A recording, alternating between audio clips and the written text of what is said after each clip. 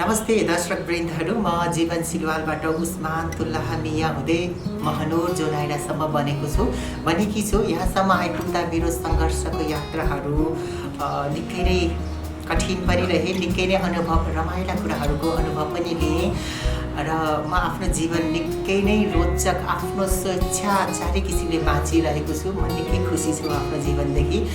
Specially म अल्पसङ्ख्यक समुदायबाट भएर पनि होला मलाई जिन्दगी जिउनुको मजा निकै आइरहेको छ र म अक्सर व्यक्तिहरूले सोध्नुहुन्छ कि तपाईँ थर्ड जेन्डर कसरी, तपाईँको बाल्यकाल कस्तो थियो, तपाईँको स्कुल लाइफ कस्तो भयो, कहिलेदेखि केटाहरूप्रति आकर्षित हुनुभयो, तपाईँको टिनेजर कस्तो भयो, तपाईँको करियर कस्तो भयो, पढाइ मतलब यो दुनियाँ अहिले के कस्तो भइरहेको छ, धेरै कुराहरू सोध्नुहुन्छ।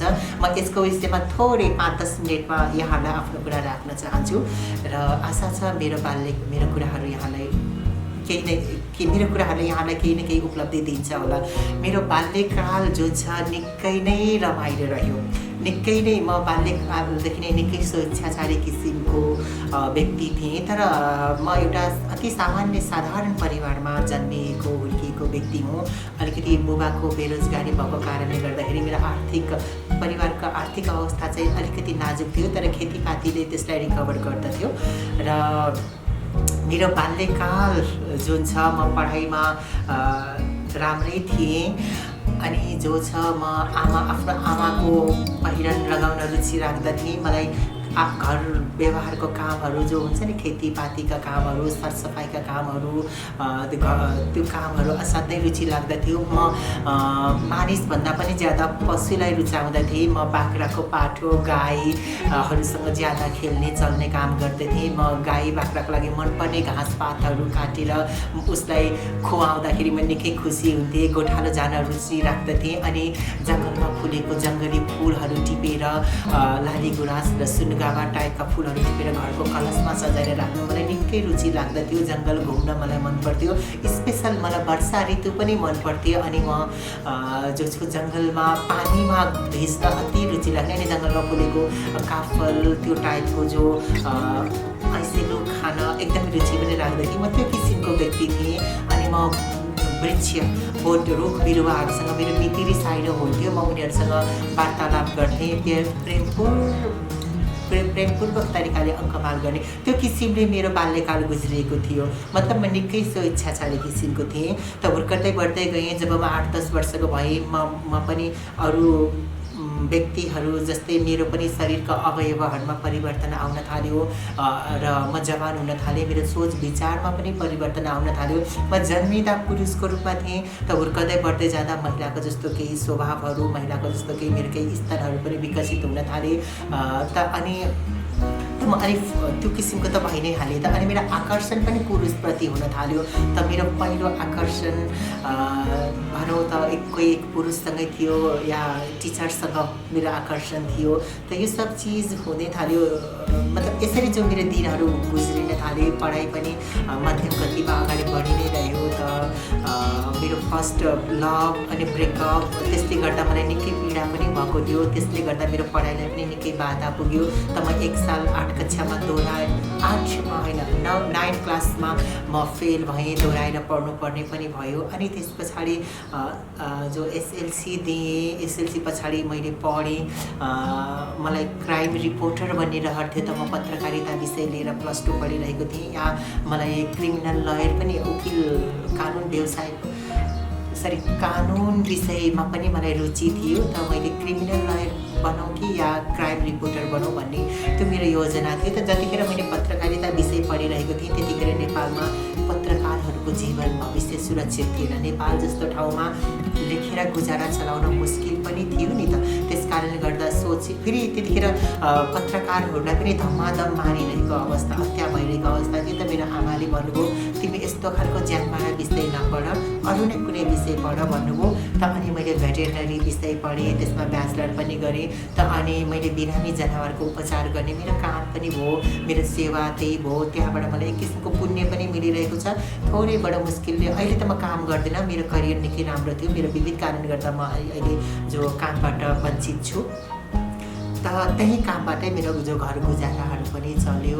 त अवस्था यस्तो थियो र अहिलेलाई पनि म निकै नै विभिन्न अहिले त झन् म धेरै नै भलै म कुनै रोजगारमूलक काम गरिरहेको छैन, उत्पादनमुखी काम गरेको छैन, तर सामाजिक अभियन्ताको रूपमा सक्रिय हुँदैछु। म आफ्नो अल्पसङ्ख्यक समुदायको लागि धेरै कामहरू गर्ने कोसिस गरिरहेको छु। या भनौँ जति पनि नेपालमा बदमास व्यक्तिहरू छन् जो निमुखा निरीह कमजोर व्यक्तिहरूलाई शोषण गरिरहेका छन्, दमन गरिरहेका छन् या तिनीहरूको आवाजलाई दबाउने कोसिस गरिरहेका छन्, म तिनीहरूको लागि एक आवाज बन्न चाहिरहेको छु र तिनीहरूको लागि एउटा मद्दत दिने हिसाबले म सक्रिय भएर अगाडि बढ्न चाहिरहेको छु र यो मेरो लागि निकै सन्तुष्टिको काम पनि रहेको छ। त म जो छु एक यौनिक तथा लैङ्गिक अल्पसङ्ख्यक हुनुको बावजुद म एक अनाथ पनि भएँ, बिकज मेरो बुबा त बालककालमै बित्नु भएको थियो ब्लड क्यान्सर भएर, अनि मेरो आमा पनि बित्नु भएको 8 वर्ष भइसकेको छ। म आफूलाई एक सहाराविहीन त म भन्दिनँ, किनकि मेरो आत्मविश्वास नै मेरो सहारा बनिरहेको छ। तर पनि मेरो परिवारमा मेरो दिदी जो हुनुहुन्छ विवाह भएको छ, तर पनि दिदीले मलाई निकै अप्ठ्यारो सप्ठ्यारोमा निकै भर दिनुहुन्छ, सहारा दिनुहुन्छ, लगायत मेरो दाइ हुनुहुन्छ, तर उहाँको आफ्नो एक अलग परिवार छ, उहाँ अलग हुनुहुन्छ, म अहिले सिङ्गल नै छु। मेरो हस्बेन्डबाट पनि म अलग छु, किनकि मेरो श्रीमानले मलाई मेरो जो हुनुहुन्छ मेरो चाहे जति पनि मैले मेहनत गरेर कमाएको पैसा थियो, पैसा सबै उहाँले खाइदिनु भयो, लगायतका विभिन्न किसिमका शोषणहरू गर्नुभयो, शारीरिक र मानसिक रूपले म निकै प्रताडित भएँ। आफ्नो स्वार्थ सिद्ध भएपछि उहाँले मलाई छोडिदिनु भयो, तर पनि म आफ्नो श्रीमानबाट पाउनुपर्ने हक जति पनि एउटा स्वास्नीले आफ्नो लोग्नेबाट जति पनि पाउनुपर्छ त्यो सब चिज म लिने तर्खरमा छु र पाएर छोड्छु पनि। लगायत म जो छु अक्सर हाम्रो समाजमा तेस्रो लिङ्गीलाई दुई किसिमले हेर्ने गरिन्छ। एक त दैव दुर्विपाक झैँ ठानिन्छ उहाँहरूको जीवनलाई, भने अर्कोले एक भगवानको आशीर्वादको रूपमा लिनुहुन्छ। म जो छु आफूलाई एक कोहिनूर हिरा चाहिँ म मूल्यवान ठान्दछु। यदि म नि यौनिक तथा लैङ्गिक अल्पसङ्ख्यक तेस्रो लिङ्गीको रूपमा नजन्मिएको भए यो नाम, यो पहिचान, यो अवसर, यो हिम्मत ममा कहिले पनि आउँदैन थियो। त्यसैले म आफूलाई एकदमै आफूलाई भाग्यशाली ठान्दछु कि म अल्पसङ्ख्यकको रूपमा मैले जन्म लिएँ। मेरो समाजले मलाई तेस्रो लिङ्गी भएकै कारणले गर्दाखेरि कहिले पनि घृणा गरेन, कहिले पनि दुर्व्यवहार गरेन, कहिले पनि अवसरबाट मलाई वञ्चित गरेन। भलै कतिपय खराब व्यक्ति मेरो समाजमा पनि छन्, जहाँ म जीवन बिताइरहेको छु, जहाँ म जन्मे हुर्के जीविकोपार्जन गरिरहेको छु, त्यहाँ पनि बदमास व्यक्तिहरू छन्। एउटा पीडापनको एउटा गिरोह त्यहाँ पनि म विरुद्ध सङ्गठित रूपमा सक्रिय छ, तर पनि मैले तिनीहरूलाई एकदमै इग्नोर गरिरहेको छु या मैले के गर्न सक्छु आफ्नो किसिमले लडाइँ पनि गरिरहेको छु। तर सकेसम्म ती खराब व्यक्तिलाई म इग्नोर गर्ने कोसिस गर्छु। त म तेस्रो लिङ्गी भएकै कारणले गर्दाखेरि धेरै ठाउँमा म नपढेको व्यक्तिभन्दा पनि ज्यादा पढे लेखेको विद्वान व्यक्तिद्वारा प्रताडित छु। म कुनै काम विशेषले मन्त्रालयमा जाउँ त त्यहाँको सचिव, सहसचिव, उपसचिवहरूले गर्ने व्यवहार बोली वचन हेर्छु त त्यो म शब्दमा दुर्व्यवहारमा परिरहेको हुन्छु। उहाँहरूको हेराइमा, उहाँहरूको शरीरको भाव भङ्गीमा, उहाँहरूको त्यो किसिमको प्रस्तुतिकरणले नै मलाई दुर्व्यवहार भएको पीडित भएको महसुस गर्दछ।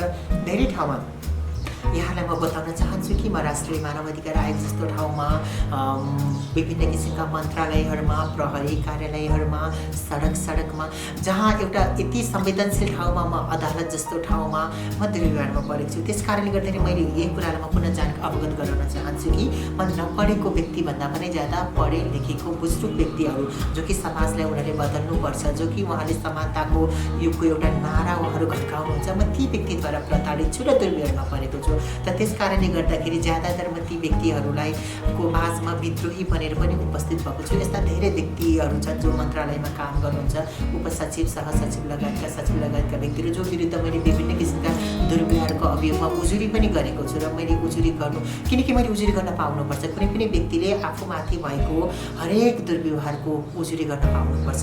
कोही व्यक्ति त्यो व्यक्तिद्वारा असुरक्षित, म कुनै व्यक्तिद्वारा असुरक्षित महसुस गर्छु या मलाई कुनै व्यक्तिद्वारा प्रताडित हुन्छ भने मैले के कारणले गर्दा त्यो व्यक्तिद्वारा यसो भइरहेको छ त्यसको स्पष्ट कारण खुलाएर उजुरी गर्न पाउनुपर्छ। सम्मानपूर्वक बाँच्न पाउने अधिकार छ। राज्यले हरेक नागरिकलाई आफूमाथि भएको दुर्व्यवहारको उजुरी गर्ने अधिकार पनि दिएको छ। त्यो अधिकारको मैले पुरा सदुपयोग गरेको छु र मैले उजुरी गर्न आजको दिनसम्म कुनै पनि दुर्व्यवहारमा पछि परेको छैन र उजुरी गर्ने मेरो एउटा बानी पनि छ। यसलाई म एउटा सभ्य संस्कारको रूपमा पनि लिन्छु। अनि दोस्रो कुरा दोस्रो कुरा जुन छ कि जस्तै मैले बताएँ म पढे लेखेका व्यक्तिद्वारा ज्यादा प्रताडित छु र रोजगार पाउने कुरामा अल्पसङ्ख्यक समुदायलाई कोही व्यक्तिले पनि रोजगार दिन चाहनुहुन्न, कोही व्यक्ति नजिक भएर खुलेर कुरा गर्न पनि चाहनुहुन्न। आजका दिनसम्म पनि हामीलाई स्वीकार्नु भएको छैन। यस्तै जो व्यक्ति यसरी क्यामेराको अगाडि समानताको कुरा गर्छ, हामीलाई पनि समान हक अधिकार चाहिन्छ भनेर चाहिँ हाम्रो इन्साफको लागि, हाम्रो हितको लागि बोल्ने मान्छेले पनि क्यामेराको अगाडि मात्र बोलेको पाएको छु र वास्तविक जीवनमा उसले पनि धेरै ठुलो भेदभाव दुर्व्यवहार गरेको देखेको छु। त्यस कारणले गर्दाखेरि क्यामेराको अगाडि एउटा मिठो सन्देश दिने व्यक्ति, समानताको कुरा गर्ने व्यक्ति पनि सही नहुँदो रहेछ, यो कुरा मैले देखेको छु।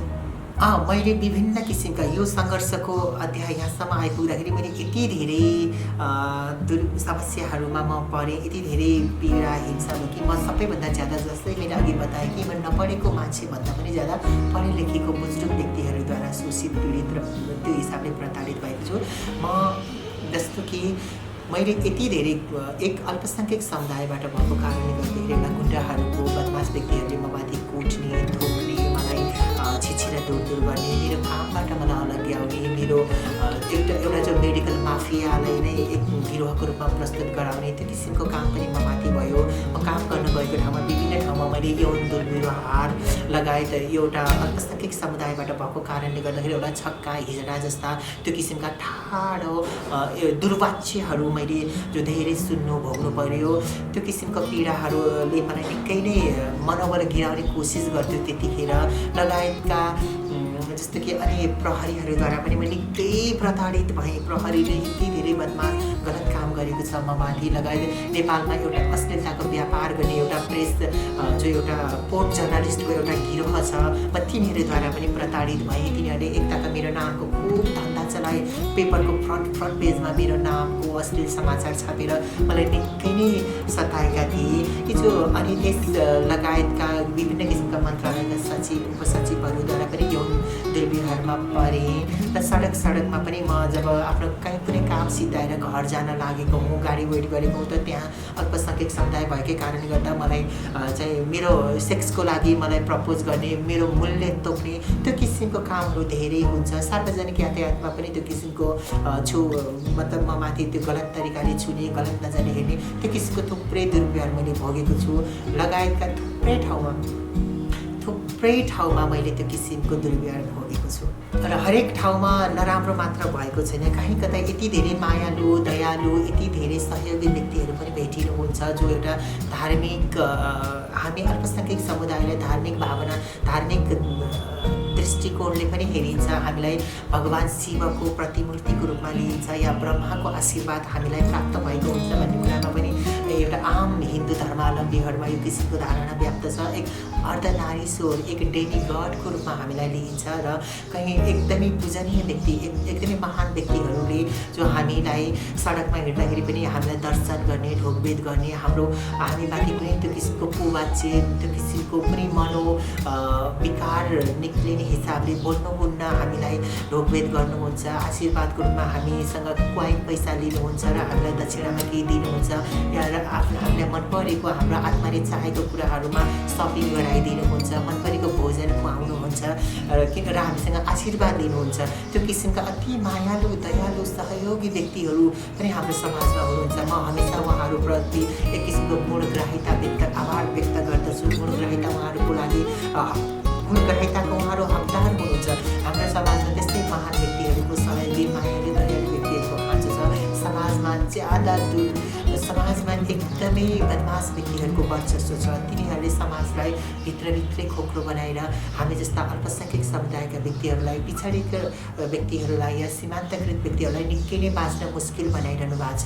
र तिनीहरूको लागि चाहिँ म एकदमै लडाइँ गर्न पनि तयार छु र महान व्यक्तिहरूलाई म हृदयदेखि धन्यवाद दिन चाहन्छु र उहाँहरूको सहयोगको हमेसा म आभारी पनि छु। यो छोटो समयमा मलाई सुनिदिनु भएकोमा, मलाई हेरिदिनु भएकोमा मेरा प्रिय दर्शकवृन्दहरूलाई म हृदयदेखि नै धन्यवाद ज्ञापन गर्न चाहन्छु। र यदि म सम्बन्धी मेरो विषयमा केही जान्न बुझ्न अथवा अरू पनि केही यहाँहरूको जिज्ञासा छन् भने यहाँले मलाई जो भन्न सक्नुहुन्छ। म आउँदा दिनहरूमा आफ्नो बारेमा अझ थप स्पष्ट कुराहरू, अझ पनि आउँदा दिनहरूमा मैले भोग्ने कुराहरू या राम्रा नराम्रा हरेक कुराहरूलाई यसै गरी नै हाम्रो यही च्यानल मार्फत आफ्नो कुराहरूलाई यसै गरी नै